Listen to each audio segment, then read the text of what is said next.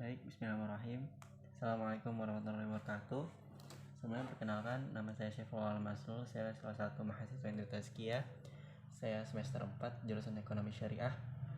Nah, di sini saya akan menjelaskan untuk ujian tengah semester mata kuliah Mikroekonomi 2 bersama Bu Happy. Nah, di soal pertama kita diketahui fungsi PS sama dengan Q plus 60. PD sama dengan min 2Q plus 150. Kemudian minimum price sama dengan 92. Nah, yang ditanyakan itu pertama kita suruh untuk membuat grafik dan hitung kerugian DWL. Kemudian kita juga disuruh cari SP atau surplus produsen dan SK yaitu surplus konsumen sebelum dan sesudah minimum price. Dan kita juga disuruh mencari DWL. Nah, yang pertama kita disuruh buat grafik. Nah, sebelum kita membuat grafik kita harus mencari terlebih dahulu nilai keseimbangan atau keseimbangan pasar. Ini saya hapus ya teman. Dihapus.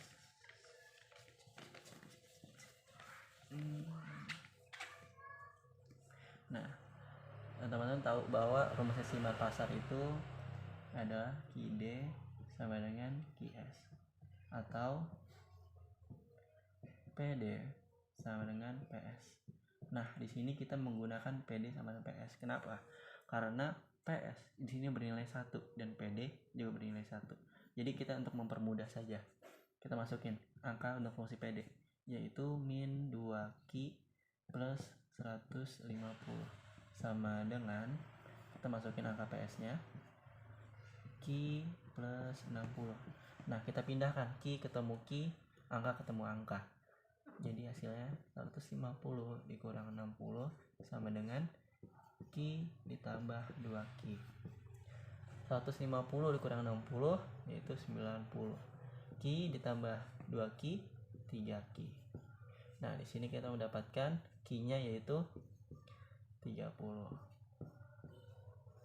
Nah, bagaimana sih kita untuk mencari P-nya atau harga keseimbangannya? Nah, itu caranya mudah banget teman-teman, tinggal kita masukkan saja ke fungsi sini atau kita masukkan ke fungsi sini. Nah, teman-teman bebas memilih. Nah, karena kita lebih gampang, untuk gampang kita masukkan fungsi sini aja. Q 160. Nah, kita masukkan untuk angka Q-nya. Q-nya kan tadi ketemu 30, kita masukkan 30 ditambah 60. Yaitu P-nya sama dengan 90. Nah, kita mendapatkan nih harga keseimbangan dan kualitas keseimbangan yaitu 30,90.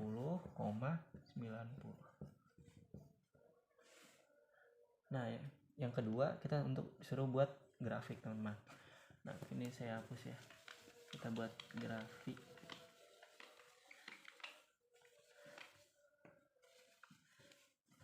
Nah, bagaimana sih kita membuat grafik? Grafik gampang banget sih.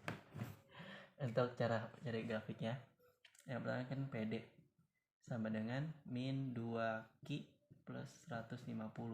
Nah, Q-nya itu kita pindahkan ke samping teman-teman. Jadi PD plus 2Q sama dengan 150. Nah, kita misalkan kita ingin mencari Q terlebih dahulu.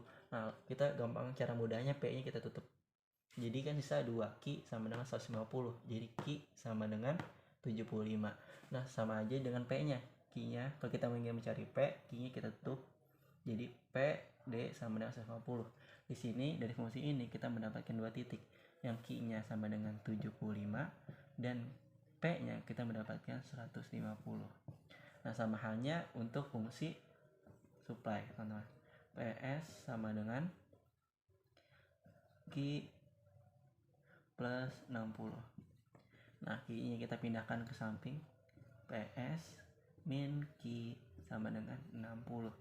Nah, sama kita tutup, ingin mencari Q kita tutup P-nya. Nah, Q-nya kita mendapatkan bahwa min 60. P-nya juga kita mencari P, kita Q-nya kita tutup terlebih dahulu. Maka P-nya kita dapat 60. Dari sini kita mendapatkan dua titik yaitu min 60 dan 60. Nah, kita langsung. Nah, selanjutnya setelah kita mendapatkan 4 titik. Yang pertama titik pada demand, yang kedua titik pada supply, dan kita juga mendapatkan titik keseimbangan. Sekarang kita masukkan ke dalam grafik. Nah, biar nggak lupa saya tulis di sini ya untuk keseimbangan. Titik keseimbangan. Titik keseimbangannya itu 30,90 ya. Nah, di sini saya hapus terlebih dahulu untuk menggambarkan grafik.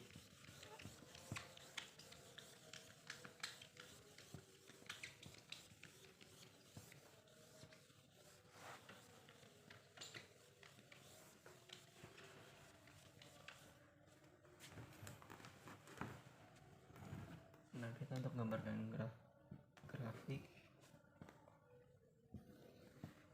Nah, karena ini angkanya gede-gede banget ya teman, jadi kita pakainya angka 30 aja ya. Jadi di sini itu 30, di sini 30, 30, di sini 60, di sini 90, di sini 120. Sama seperti di sini juga. Ini 30, 90, 90 sih. 60, 90, 120, 150. Nah, ini juga ini 30, min 30, min 60, di sini min 90. Nah, kan ini itu fungsi Q dan ini fungsi P. Nah, kita masukin satu-satu. Ini PD-nya kita ketahuin Q-nya itu 75 kira-kira kan ini 70 80. Nah, sekitar segini ya teman-teman. Titik 75. Terus ininya untuk P-nya itu dia 150. Jadi kita tarik ke bawah. Oke. Kita tarik ke bawah. Terus untuk fungsi supply-nya min 60, untuk Q-nya min 60, dan untuk P-nya itu 60. Nah, sini kita tarik ke atas teman-teman. Oke. Nah, di sini kita mendapatkan titik keseimbangannya itu pertama 90, yang keduanya itu 30. Ini anggap aja lurus ya. Kita anggap lurus. Oke.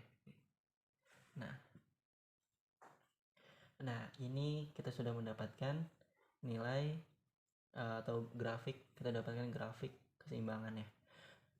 Nah, sekarang bagaimana sih kita mengetahui SK atau surplus konsumen maupun surplus produsen? Nah, ini di sini nih merupakan surplus konsumen. Sedangkan di sini di bawah, segitiga bawah sini disebut dengan surplus produsen. Ini supply, ini demand. Jadi apa sih itu surplus konsumen? Jadi surplus konsumen itu merupakan suatu harga yang dimana konsumen tersebut mampu untuk memberi suatu barang. Nah, sedangkan surplus produsen itu merupakan keuntungan yang didapatkan oleh produsen tersebut. Nah, kita bagaimana untuk mencarinya, mencari nilainya? Nah, cari nilainya itu gampang. Ini saya hapus dulu. Nah, untuk mencari nilainya, teman-teman bisa melihat bahwa ini berbentuk segitiga. Enggak, teman-teman. Nah, maka untuk rumusnya itu kita menggunakan rumus luas segitiga. Luas segitiga itu apa? Setengah alas kali tinggi bagi 2. Nah, itu kan untuk rumus luas segitiga. Nah, kita tinggal masukin aja nih teman-teman. Untuk luasnya itu 30 dikali tingginya 50 dikurang 90, 60 dibagi 2. Nah, 30 kali 60 jadi 1800 dibagi 2. Hasilnya untuk SK yaitu 900. Nah, SP pun sama. Karena dia berbentuk segitiga, maka rumusnya juga menggunakan luas segitiga, yaitu alas dikali tinggi dibagi 2. Alasnya berapa? Alasnya itu sama 30 dikali tinggi 90 dikurang 60, yaitu 30 dibagi 2.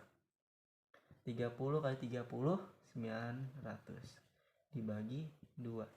Maka hasilnya adalah 900 bagi 2. Kita hitung ya. Bagi 2 450. Nah, maka untuk SP-nya yaitu 450. Nah, jadi kesimpulannya harga atau nilai SK surplus konsumen maupun surplus produsen sebelum adanya minimum price yaitu 900 untuk SK atau surplus konsumen, dan SP surplus produsen yaitu 450.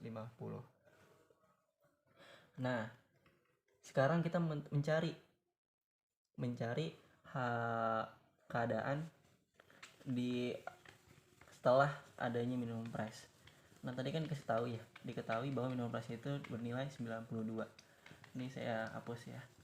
Kita hapus, terus kita gambarkan fungsi ulang. Fungsi PS sama dengan Q 60 dan PD-nya yaitu min 2Q ditambah 150. Nah, kita diketahui bahwa minimum price-nya itu yaitu 92. Nah, kita tinggal masukkan saja teman-teman. Ininya 92 ke sini dan ke sini, ke nilai price-nya. Nah, pertama kita masukkan ke PS terlebih dahulu. PS sama dengan Q ditambah 60. P-nya kita diganti, PS-nya diganti 92 tambah Q tambah 60. Jadi Q 60 pindahkan ke sini, 92 dikurang 60. Maka hasilnya itu 32 untuk Q-nya. Nah, sama satunya lagi untuk PD. PD sama dengan min 2Q tambah 150. PD-nya kita ganti 92 sama dengan min 2Q tambah 150. 150 kita pindahkan, jadi 92 dikurang 150 sama dengan min 2Q. 92 dikurang 150 min 58 dibagi min 2Q. Jadi Q hasilnya berapa? 52449. Jadi 29.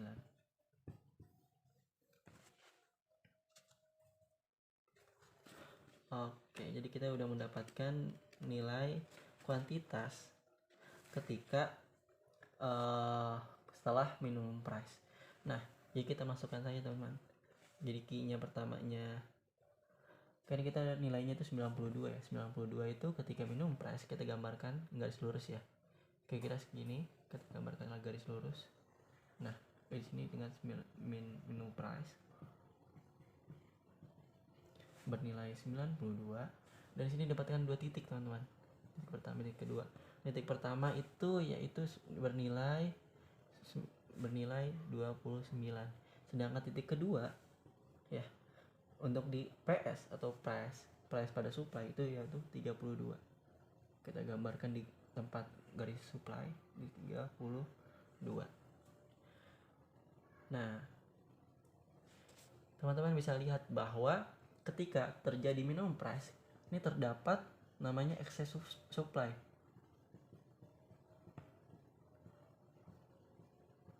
Apa sih excess supply tersebut?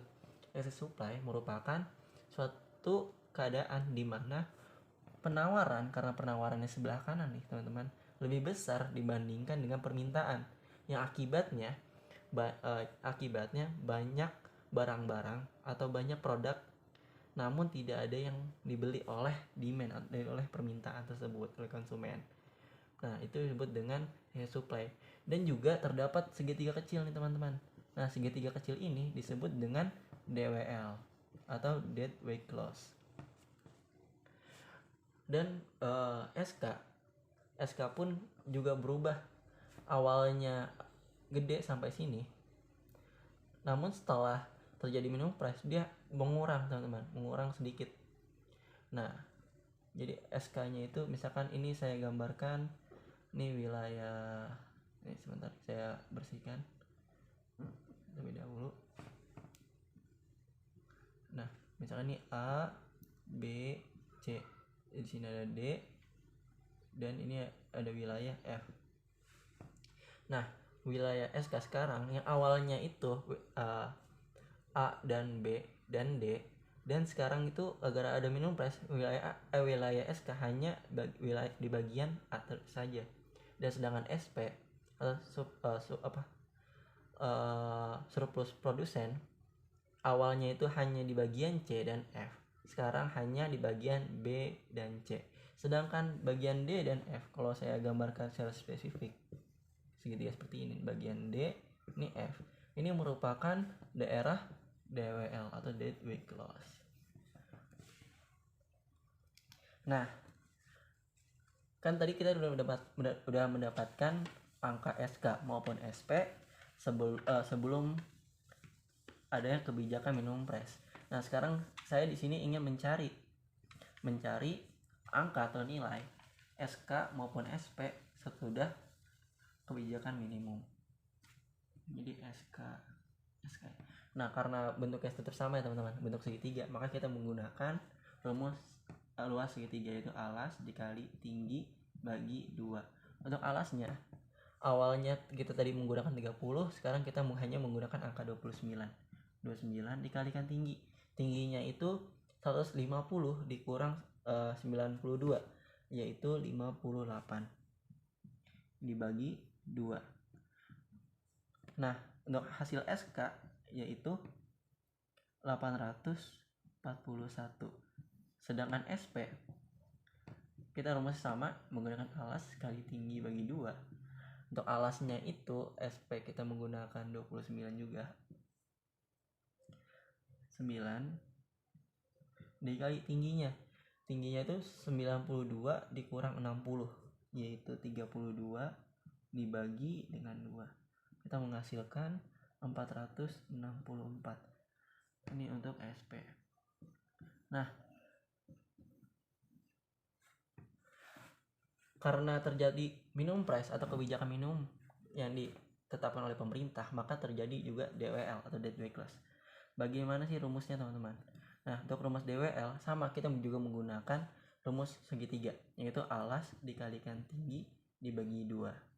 Namun kita juga belum mengetahui harga pada supply, kan karena harga pada supply ini kita masih tanya-tanya nih teman-teman, ketika sudah terjadi minimum price. Nah, bagaimana kita untuk mengetahuinya? Cara yang mudah, kita tinggal masukkan saja ke fungsi PS atau pada supply, yaitu PS sama dengan Q plus 60. Nah, kita udah Q-nya kan udah ketahui ya teman-teman ya. Keadaan ketika harga ketika pada demand yaitu 92, namun pada supply kan belum. Kita masukin aja angka 29. Kenapa? Karena angka 29 melewati potongan antara supply dengan angka 29. 9 ditambah 60 yaitu 89. Nah, 89. Dan angka 89 ini adalah harga supply ketika terjadi kebijakan minimum price. Nah, untuk kita mencari alasnya tetap kita menggunakan alasnya itu kita menggunakan, karena ini bentuk segitiga ya teman, kan ini 92, ini 89. Nah, 92 kurang 89 kan hasilnya 3, dikalikan tingginya nih. Tingginya itu kan dari sininya itu isinya tingginya 30 ya. Nah, yang ininya kan 29, kan ininya 30. Ya, 29 dikurang 30, 1 dikali 1 dibagi 2, hasilnya 1,5. Nah, ini disebut dengan DWL.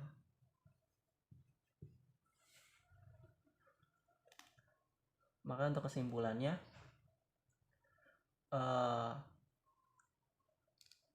ketika terjadi kebijakan minimum atau minimum price, maka SK akan mengalami penurunan teman-teman.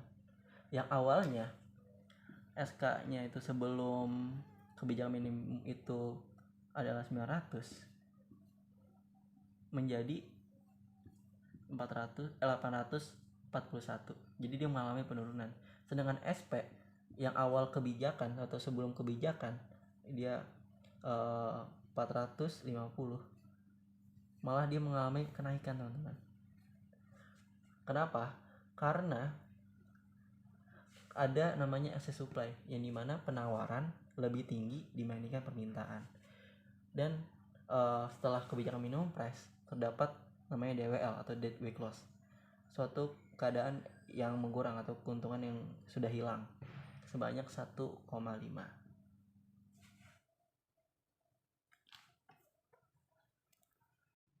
Oke, selanjutnya untuk nomor 2. Nah, nomor 2 ini kita dalam studi kasus yang dipost di Jakarta Post pada tanggal 4 November 2020. Nah, di sini teman-teman bisa melihat bahwa saya sudah menuliskan beberapa poin dalam kasus tersebut. Yang pertama itu Apindo mempertahankan upah minimum untuk tahun 2021. Karena menurut Apindo itu para pembisnis atau para pengusaha itu sedang berjuang, atau dia sudah mati-matian untuk membayarkan atau mempertahankan bisnis tersebut dan membayarkan upah kepada karyawan. Karena upahnya itu sudah menurut mereka itu sudah tinggi dan diperkuat dengan data BPS yang menyarankan untuk pemerintah daerah agar mempertahankan upah minimum untuk tahun 2021. Namun kaum pekerja itu menolaknya. Kenapa? Karena menurut mereka hanya beberapa sektor yang terkena dampak COVID seperti teknologi, farmasi, dan lain sebagainya. Dan Apindo ini atau Asosiasi Pengusaha Indonesia, mereka tuh menyesali suatu keputusan kepala pemerintah daerah. Kenapa? Karena beberapa daerah contohnya seperti Jakarta, terus Jawa Timur, Jawa Barat, Jogja, mereka itu akan menaikkan upah minimum pada tahun 2021. Nah, di sini saya akan menggambarkan untuk ke dalam kurvanya. Ini saya hapus ya, teman-teman.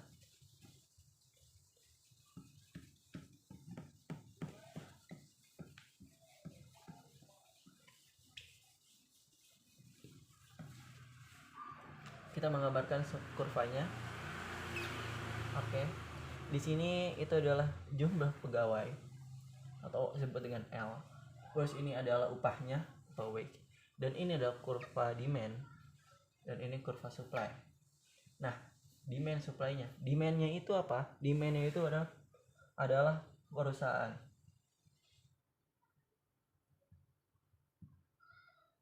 Dan supply-nya itu apa? Supply-nya itu adalah jumlah pekerjanya atau pekerjanya. Nah, ini adalah titik keseimbangan di mana harga minimum atau disebut dengan LO dan ini adalah WO. Dan beberapa daerah seperti Jakarta, Jawa Barat, Jawa Timur maupun Yogyakarta, mereka itu menaikkan upahnya. Nah, jadi ini upahnya ya, teman-teman. Ini atau kita sebut dengan W minimum atau upah minimum.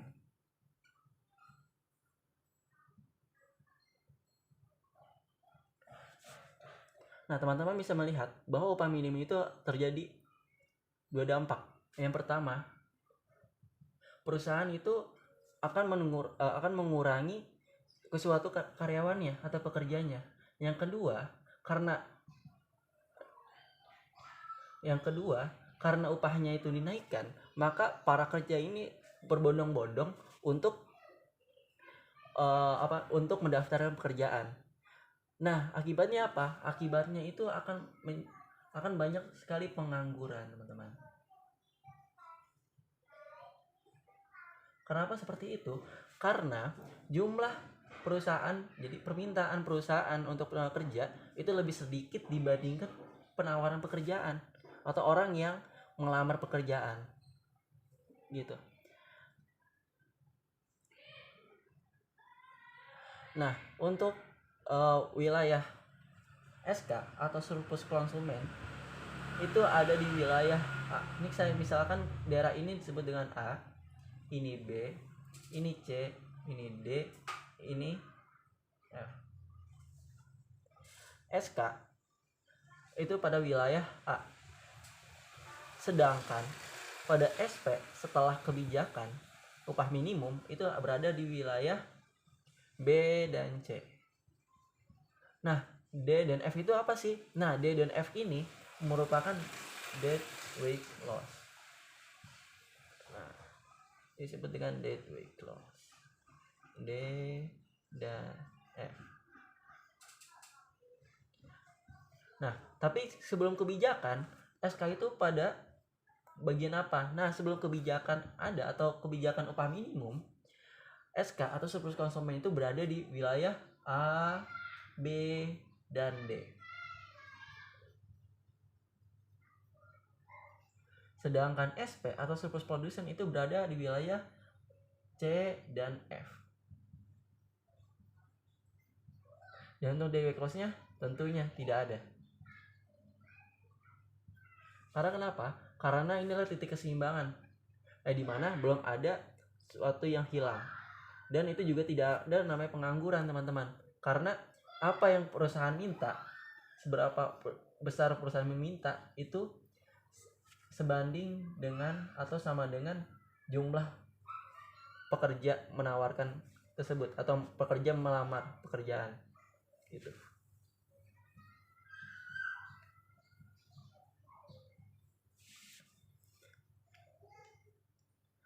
Oke, mungkin sekian aja yang dijelaskan oleh saya. Kurang lebihnya mohon maaf. Wassalamualaikum warahmatullahi wabarakatuh.